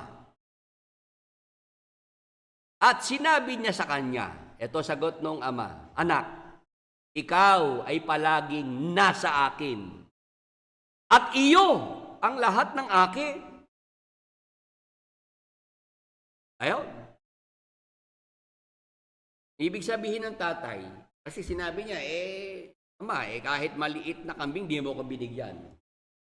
Ang sagot ng tatay, anak, ikaw ay palaging nasa akin. At iyo ang lahat ng akin. May kasama doon yung maliit na kambing. Di ba? Meron silang mga alagang hayop. Sino ba may-ari nun? Di ba? Sabi nung tatay, nung ama, na, ikaw ay palaging nasa akin. At iyo ang lahat ng akin. Sabi, gusto mo pala noong meron kayong handa ng mga kaibigan mo, ba't hindi ka kumuha dyan? Hello! Hello! Nakikinig po ba ang mga nasa YouTube live? Itong anak na panganay, hindi niya alam na si anak pala, Brother Edwin. Siya anak na umaasta, kumikilos bilang alila. Bakit? Kasi ganito, Brother Edwin, sa ating mga Bible study. Katabi ko kasi si Brother Edwin Noong tayo mga bata pa, meron tayong rep. Maraming laman dyan sa rep. Ilalagay ng pagkain ng ating mga magulang, di ba? May mga pagkain dyan, may mga candy, may mga tsokolate. Pagka anak at pumunta sa rep, binuksan, pwedeng kunin ng anak lahat ng nandun. Amen.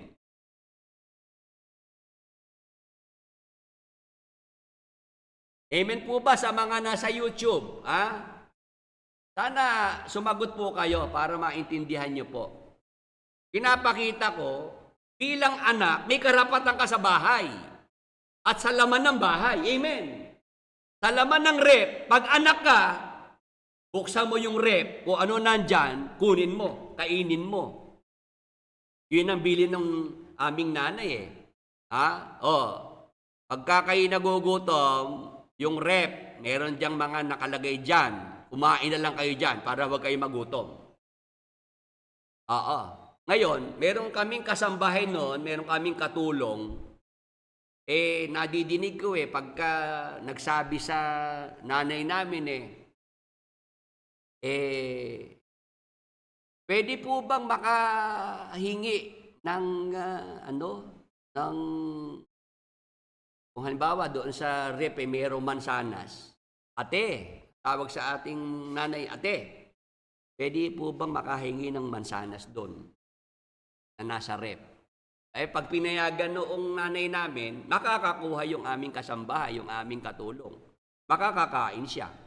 Kasi humingi siya ng pahintulot at siya binigyan naman ng pahintulot. Ang ibig ko pong ipakita, mga kapatid, mga ka-Bible study, naghihimutok itong panganay na anak doon sa ama. Ama, ba't naman ganyan? Ako, tagal ko nang nagsisilbi sa iyo sumusunod sa iyo Kahit isang maliit na kambing, di mo ko binigyan. Wala tuloy kaming napagsalu-saluhan ng aking mga kaibigan. Lumalabas ang may kasalanan pa yung ama. Itong anak mo, inubos lahat ng kayamanan. Ngayon bumalik pinagpatay mo pa ng pinatabang kuya. Yung anak ang may problema dito, hindi yung ama. Amen!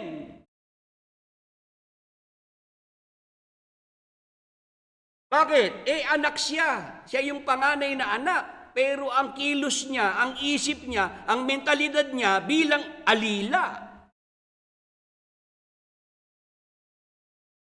Hindi niya alam yung karapatan niya bilang panganay na anak. At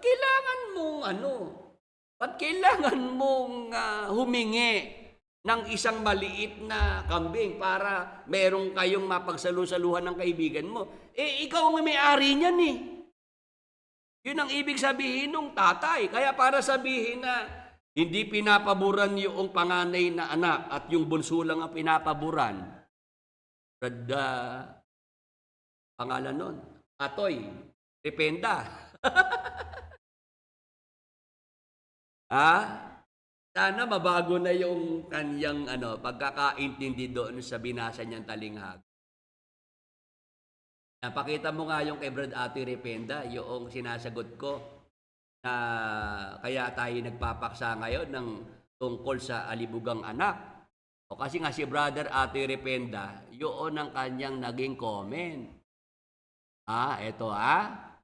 Katulad ng parabola sa Biblia na alibugang anak na nilustay ang yaman na binigay ng kanyang ama pero pinagpala pa rin at binihisa nang ito'y bumalik. Di tulad ng anak na laging naglilingkod sa kanyang ama ay di man pinagpala ng kanyang ama. Ito ay malaking tanong sa aking kaisipan na ang Diyos ay pabor sa masuwayin at di sa masunurin. Sana mapansin yung aking katanungan. Ayan, pinansin ko na. Ayan, binigyan ko na ng pansin, Brother Atoy, yung iyong katanungan. Ako naman, ang pag-asa ko yung sagot na aking ibinibigay, na galing sa Biblia, matanggap naman. Ano dapat nating maintindihan dito, mga kapatid, mga ka-Bible study? Ito yung sagot nung ama. Napakabait ng ama na ito, no? Oo. Kung ito kaya nga, kitang-kita ko yung kaibahan ng ama na tinuro dito ni Jesus Christ, no? Ibang klase puso ng ama na ito. Baka kung ito yung tatay namin ni Brad Edwin. Nako, may pagkalalagyan. May paglalagyan yung dalawang anak na ito. Yung tatay namin pag nagalit, di ba, Brother Edwin? Magpalit na tayo ng pangalan. Pag nagsalita ng ganon. Umayos ka na. Ganun ang aming ama. Pag nagsalita, ay magpalit na tayo ng pangalan. Ito alam niyang pakitunguhan yung kanyang dalawang anak na ito no? Sabi noong ama, doon sa kanyang panganay na anak na nagrereklamo sa kanya, sinabi niya sa kanya, anak, ikaw ay palaging nasa akin. At iyo ang lahat ng akin. Tuloy. Tatapot karapat dapat mangag katuwa at mangag saya tayo sapagkat patay ang kapatid mong ito at muling nabuhay at nawala at nasumpungan. Yan. Tapos na po yung talinhaga, hanggang 32 lang. Ano dapat nating maintindihan dito mga kapatid, mga ka-Bible study? Binasa natin ang mga nilalaman ng buong talinghaga ng Alibughang Anak.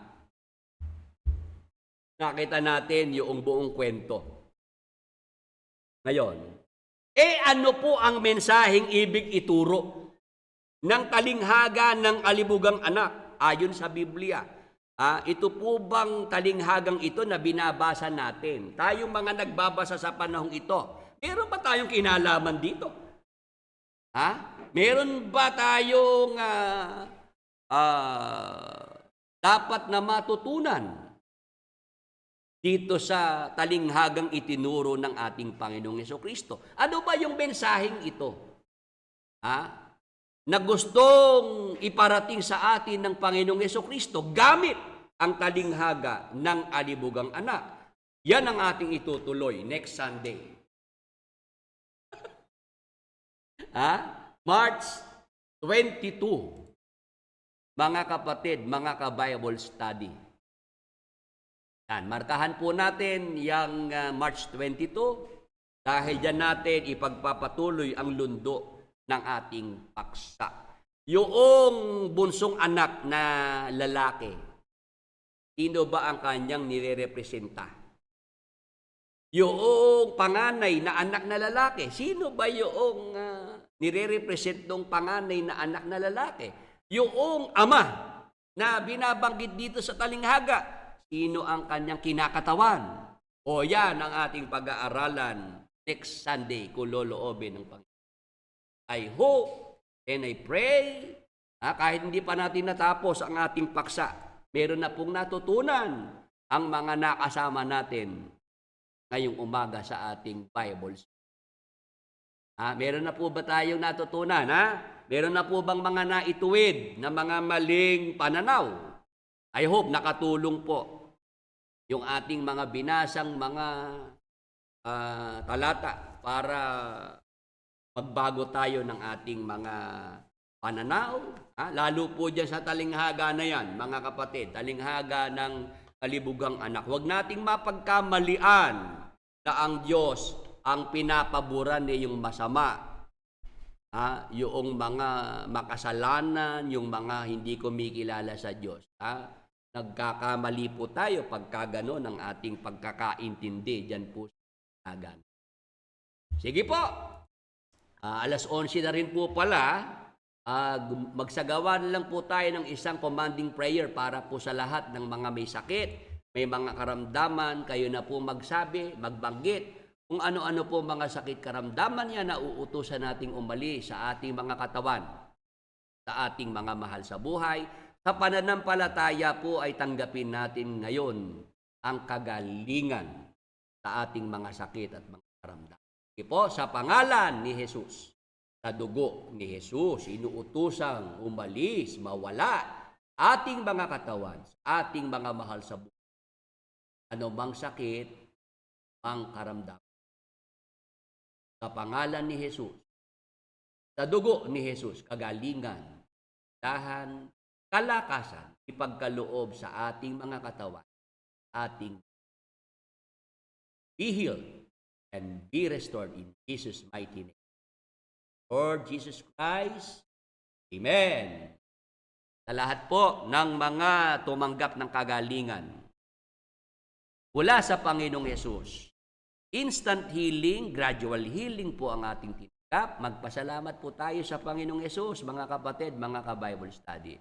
Makagawa po tayo ng testimony, written testimony, video testimony bilang pasasalamat natin sa ating Panginoon. Salamat po sa inyong lahat na mga nakasama natin ngayong umaga sa pag-aaral ng mga salita ng Diyos hanggang sa next Sunday po ng March 22. Nangalahati na po agad ng buwan ng Marso. Salamat po sa Diyos at tayo po'y patuloy na binibigyan ng mabuting pagkakataon na makapag-aral at matuto sa kanyang kabanal. Sige po mga kapatid, mga ka-Bible study, inaanyayahan ko po kayo ngayon para sa isang panalangin ng pagpapasalamat sa ating Panginoon. Sama-sama po tayong manalangin at magpasalamat.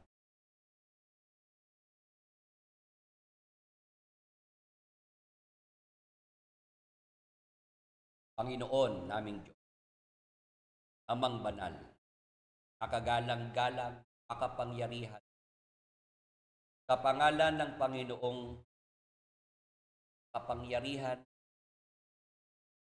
sa dugo ni Ama, salamat po sa lahat ng iyong kabutihan. Salamat po, pamahal, bawat isa. Ama, salamat po sa araw-araw ng mga biyaya, pagpapala, patuloy mo po kakalubsa. Salamat din, Ama. Patuloy mo po pag-iingat, pagliligtas mo po sa amin, aming mga mahal. Marami pong salamat. Baga po ito. Yan mo kami ng mabuting pagkakataon. Kami din makapag-aral. Di kaming matuto ng mga banal na salita. Salamat, Ama. Patuloy mo po nagkakaloob sa amin na kami maunawaan namin ang iyong banal na kaloob.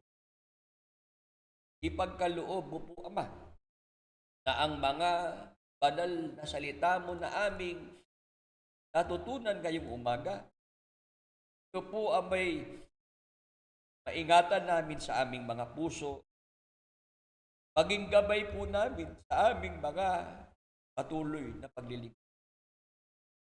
Salamat po, Ama, ng maraming salamat. Ama, sa umaga po ito, pagpalain mo po ang lahat ng mga nakasama po namin sa Bible studying ito. Ang aming mga mahal sa buhay, aming mga kaibigan, maging ang aming mga kaaway. Amang banal, maawa ka po sa kanilang lahat. Iwanagan mo po, Ama, ang kanilang mga pag-iisip. Ipuin mo po ang kanilang mga kalooban. Bigyan mo po ng pagkakataon, Ama, na kanilang maunawaan ang iyong banal na kalooban at sa lalong madaling panahon, Ama, silang lahat ay matawag mo rin at makasama po namin sa aming mga ginagawang paglilingkod. Ama, pagpalain mo po ang iyong banal na gawain, ang pangangaral ng iyong mga banal na salita sa Facebook Live, sa YouTube Live. Tulungan mo po itong makapagpatuloy. Nakipan mo po ng iyong mga himala, ng iyong mga pagpapagaling, upang ang iyong kabutihan, Ama, ang iyong pagmamahal ay maranasan ng aming mga mahal sa buhay, ng aming mga kapwa-tao. Maging daan po ito ng kanilang pagbabalik loob. Ama, magpadala ka pa ng mga manggagawa na makakatulong sa pangangaral.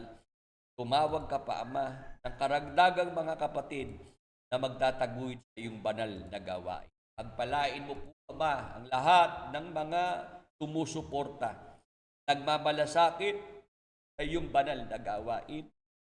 Pagpalain mo rin po, Ama, ang aklat na Pinoy Walking Bible upang ito po'y makasuporta sa pangangailangan ng iyong banal na gawain.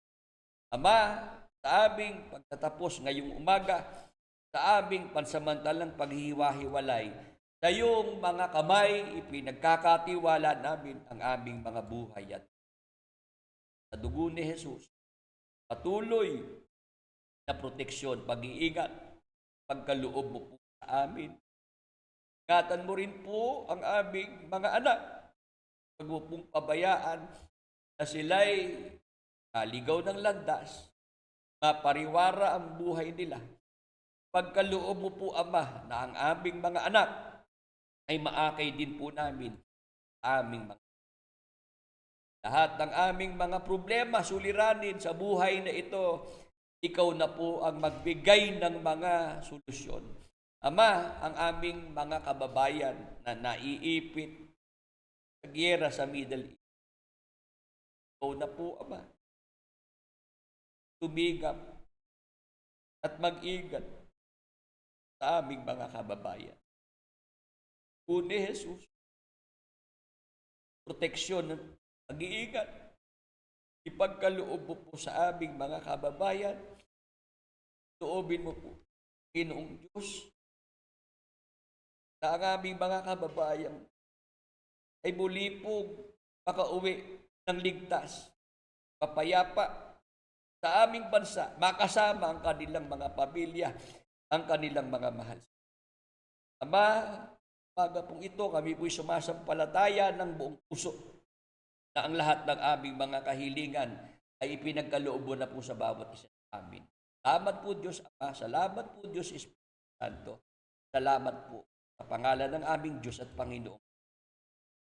Amen.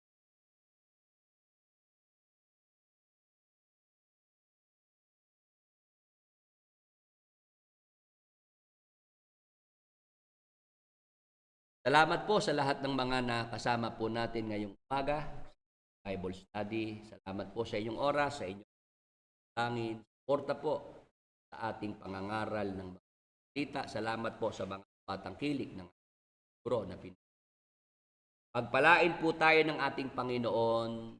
Magandang araw po sa inyo.